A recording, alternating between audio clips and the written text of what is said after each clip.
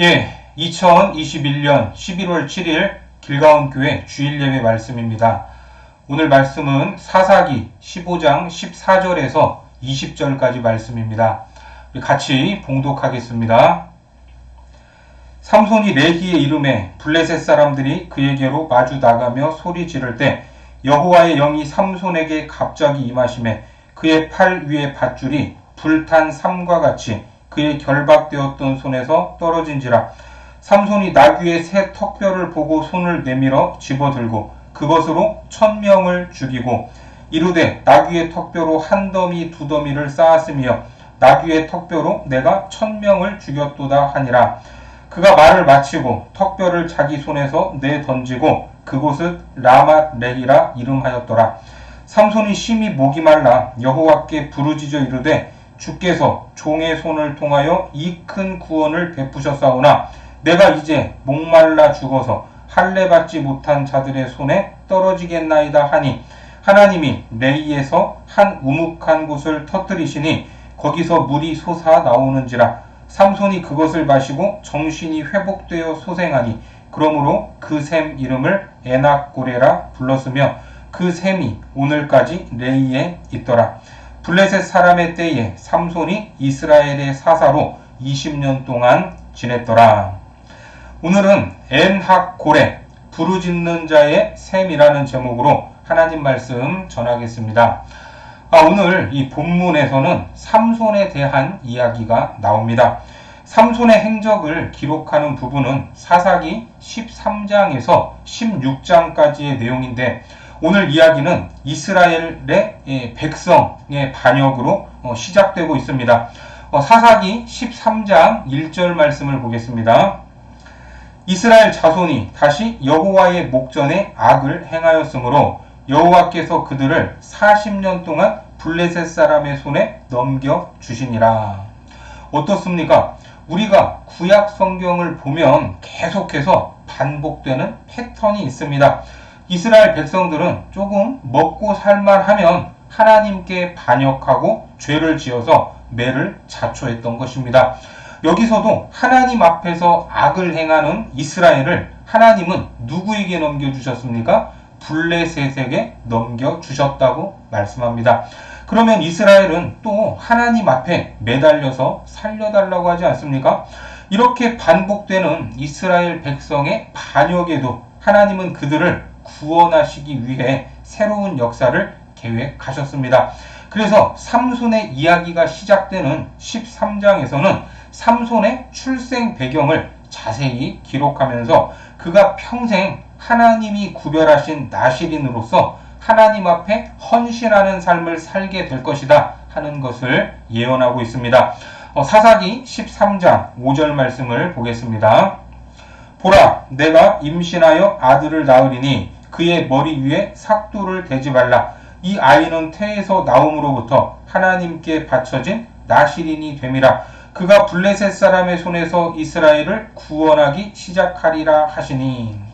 그리고 14장에서는 삼손의 혼인 사건을 통한 하나님의 구원 이야기가 나오고 15장 전반부에서는 여우 300마리를 이용하는 삼손의 보복 사건을 다루고 있습니다. 사사기 15장 4절과 5절 말씀을 보겠습니다. 삼손이 가서 여우 300마리를 붙들어서 그 꼬리와 꼬리를 메고 회를 가지고 그 두 꼬리 사이에 한 회를 달고 회에 불을 붙이고 그것을 블레셋 사람들의 곡식 밭으로 몰아들여서 곡식 단과 아직 배지 아니한 곡식과 포도원과 감람나무들을 사른지라. 이 같은 삼손의 행적 하나하나는 반전에 반전을 거듭하는 흥미로운 영웅의 이야기처럼 보입니다. 그러나 그렇게 큰 능력을 가졌던 삼손도 우리와 똑같은 연약한 인간이었습니다. 유혹에 빠지기도 하고 자기 감정을 조절하지 못했습니다. 그리고 아무리 강해도 물을 먹지 못해서 목이 말랐던 인간이었습니다. 그런데 놀라운 것은 무엇입니까? 하나님은 이렇게 불완전한 사람을 통해서도 그분의 능력을 나타내셨고 위대한 구속 사역을 성취해 나가신다는 사실입니다. 특별히 오늘 본문에 나오는 에낙고레, 즉 부르짖는 자의 셈이라는 뜻을 가진 이 셈이 어떻게 생겼는지, 그 놀라운 기적을 통해 하나님께서 어떻게 목마른 자들을 시원케 하시는가, 또 약한 자를 강하게 하시는가를 알 수 있습니다. 본문으로 가셔서 14절 말씀을 보겠습니다. 삼손이 레히의 이름에 블레셋 사람들이 그에게로 마주 나가며 소리 지를 때 여호와의 영이 삼손에게 갑자기 임하심에 그의 팔 위에 밧줄이 불탄 삼과 같이 그의 결박되었던 손에서 떨어진지라. 지금 삼손의 손은 유다 사람들에 의해 결박된 상황이었습니다. 유다 사람들이 삼손을 블레셋에게 넘겼고 블레셋 사람들은 삼손을 잡으러 온 것입니다. 그러면 왜 유다 사람들이 삼손을 블레셋에게 넘겼을까? 삼손이 블레셋을 치면 블레셋이 유다 사람들에게 복수를 했기 때문입니다. 그러니까 삼손 때문에 자기들이 피해를 입는다고 생각을 해서 삼손을 블레셋에게 넘긴 것입니다. 당시 블레셋의 압제하에 있음에도 언약 백성의 본분을 망각했던 이 백성들, 현실에만 안주하고자 하는 그 습성이 삼손을 결박해 블레셋 사람들에게 내어준 것입니다. 물론 삼손이 같은 동족에게 순순히 잡혀서 결박된 것은 힘이 없어서가 아닙니다. 그는 자신이 벌인 일에 대한 책임을 져야 한다 하는 이러한 마음도 있었을 것이고, 또 블레셋에게 잡혀가도 충분히 감당할 수 있으리라 하는 자신감도 있었던 것 같습니다. 우리는 이 결박되어 끌려가는 삼손, 힘이 있음에도 불구하고 끌려가는 삼손의 모습을 통해 인류를 구원하기 위해 십자가로 향하시는 예수님, 묵묵히 끌려가시는 어린 양 예수 그리스도의 모습을 볼 수 있습니다. 이사야 53장 7절 말씀을 보겠습니다. 그가 곤욕을 당하여 괴로울 때에도 그의 입을 열지 아니하였으며 마치 도수장으로 끌려가는 어린 양과 털 깎는 자 앞에서 잠잠한 양같이 그의 입을 열지 아니하였도다. 이렇게 삼손은 결박을 당했고 블레셋 사람들에게 넘겨질 위기에 처했습니다. 그런데 바로 그때 놀라운 일이 일어나게 됩니다. 바로 여호와의 영이 삼손에게 임했던 것입니다. 여호와의 영이 삼손에게 갑자기 임하심에 그의 팔의 밧줄이 불탄 삼과 같이 그의 결박되었던 손에서 떨어진지라. 성경은 이렇게 말씀하죠. 팔을 결박하고 있던 단단한 줄이 마치 불에 탄 삼처럼 맥없이 풀렸다고 말합니다. 여러분, 삼손의 능력이 어디에서 나옵니까? 흔히들 머리카락에서 나온다고 생각할 때가 있는데 아닙니다. 바로 성령의 능력이었습니다. 결박되어 있는 삼손에게 여호와의 영이 임하게 되니까 그 줄이 너무나 쉽게 끊어지는 모습에서 우리는 여호와의 영이 임하는 삶, 그런 삶이 얼마나 큰 능력인지를 알 수 있습니다. 특히 우리가 사는 세상은 우리가 무언가에 묶여 버릴 때가 있습니다. 거기에 묶이면 아무것도 할 수 없을 것만 같지 않습니까? 그런 강력한 권세에 묶인 것 같을 때 우리는 어떤 마음을 가져야 합니까? 바로 하나님의 영이 함께 하시면 결코 세상의 묶임에 지지 않는다 하는 믿음을 가져야 합니다. 죽었던 나사로, 그 나사로의 몸을 휘감고 있었던 것이 무엇입니까? 요한복음 11장 43절과 44절 말씀에 보면 이 말씀을 하시고 큰 소리로 나사로야 나오라 부르시니 죽은 자가 수족을 배로 동인 채로 나오는데 그 얼굴은 수건에 쌓였더라. 예수께서 이르시되 풀어 놓아 다니게 하라 하시니라. 이때 나사로의 온 몸을 묶고 있던 배가 풀어지고 자유롭게 되었습니다. 이처럼 하나님의 백성을 묶을 수 있는 결박은 없다 하는 것을 믿으시기 바랍니다. 그래서 히브리서에서는 이런 사람들을 세상이 감당할 수 없다고 증언하고 있습니다. 또한 시편 기자도 이렇게 노래했습니다. 시편 124편 7절과 8절 말씀에 보면 우리의 영혼이 사냥꾼의 올무에서 벗어난 새같이 되었나니 올무가 끊어짐으로 우리가 벗어났도다. 우리의 도움은 천지를 지으신 여호와의 이름에 있도다. 우리를 그 올무에서 벗어나게 하신 분, 그분이 누구십니까? 바로 하나님이십니다. 이처럼 놀라운 하나님의 도움, 성령의 능력으로 삼손은 묶였던 결박을 끊어버리고 놀라운 일을 행하게 됩니다. 본문 15절과 16절 말씀을 보겠습니다.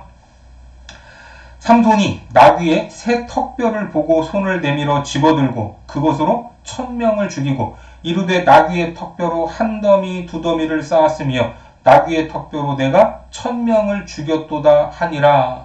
참으로 놀라운 일이 아닙니까? 줄에 결박되어 있어서 아무것도 할 수 없을 것만 같았는데 하나님의 손에 들려지니까 상상할 수 없는 일을 감당한 것입니다.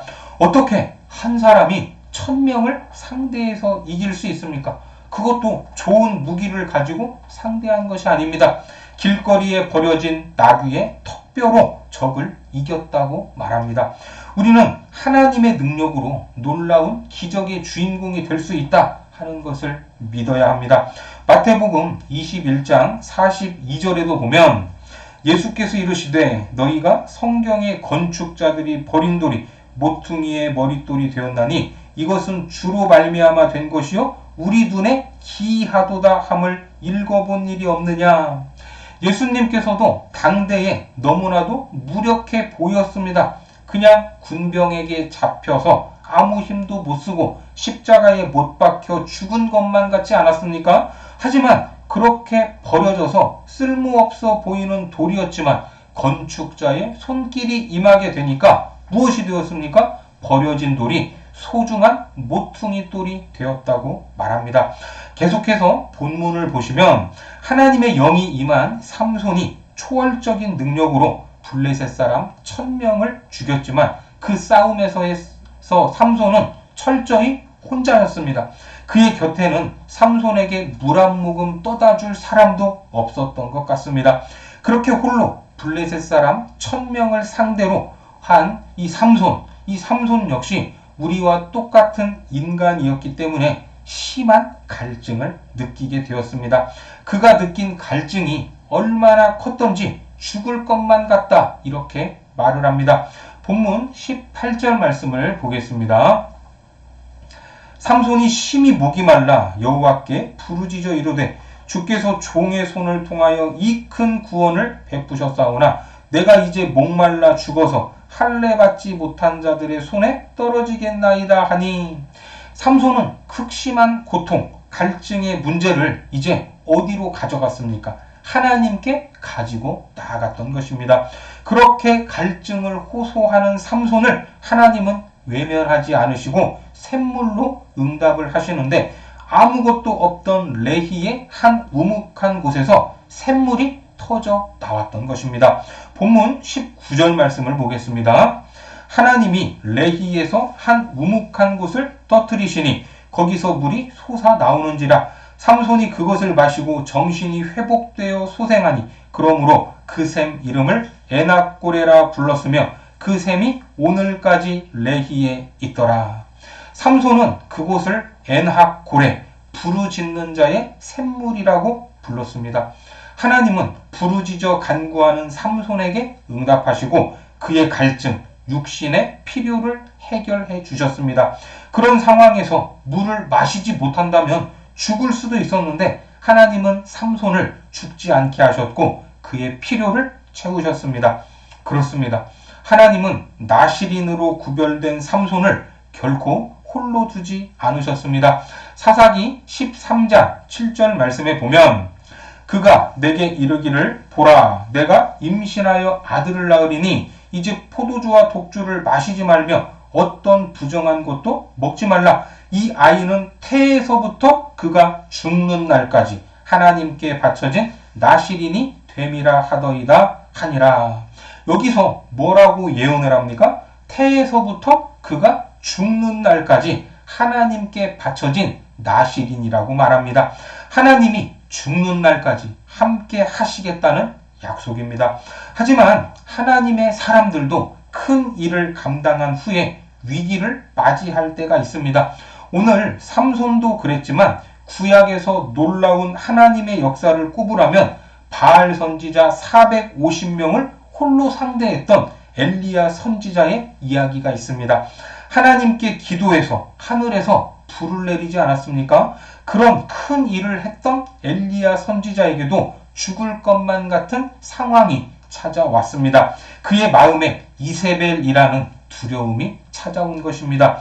열왕기상 19장 2절 말씀에 보면 이세벨이 사신을 엘리야에게 보내어 이르되 내가 내일 이맘때에는 반드시 내 생명을 저 사람들 중 한 사람의 생명과 같게 하리라. 그렇게 하지 아니하면 신들이 내게 벌 위에 벌을 내림이 마땅하니라 한지라. 이세벨이 엘리야를 죽이겠다고 협박을 하자 그렇게 용맹하던 엘리야는 도망칠 수밖에 없었습니다. 그리고 지친 몸으로 로뎀나무 아래에서 자고 있던 그에게 하나님이 천사를 보내셔서 떡과 물을 공급해 주십니다. 그리고 말씀으로 임하셔서 다시 힘을 얻게 하셨던 일이 있습니다. 그리고 모세의 뒤를 이었던 여호수아는 하나님의 음성을 들었죠. 여호수아 1장 9절 말씀입니다.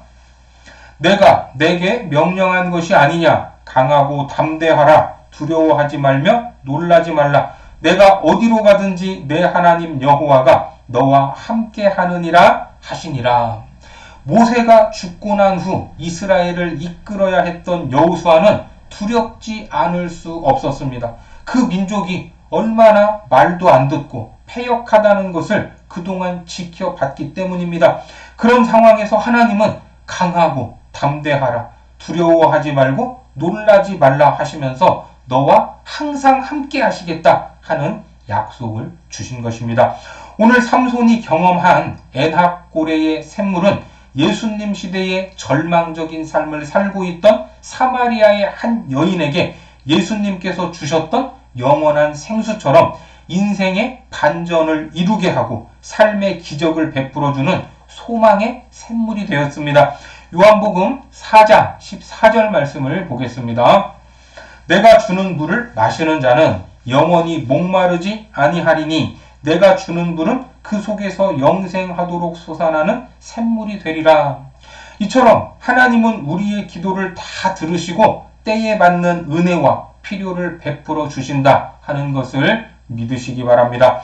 그렇습니다. 하나님은 택하신 족속이요 왕같은 제사장이요 거룩한 나라 그분의 소유된 백성을 결코 홀로 두지 않으십니다. 우리와 항상 함께 하시는 하나님은 광야에 길을 내시고 사막에 강을 만드실 수 있는 전능하신 하나님이십니다. 이사야 43장 19절 말씀에 보라 내가 새 일을 행하리니 이제 나타낼 것이라 너희가 그것을 알지 못하겠느냐 반드시 내가 광야의 길을 사막에 강을 내리니 또한 결박당한 자에게 자유를 주시고 배고픈 자를 먹이시고 목마른 자에게 솟아나는 샘물이 되어주십니다. 그러니까 맞서 싸워야 할 대적을 만났을 때 어려운 상황이 눈앞에 펼쳐졌을 때 우리는 주저할 필요가 없이 누구에게로? 하나님 앞으로 나가야 합니다.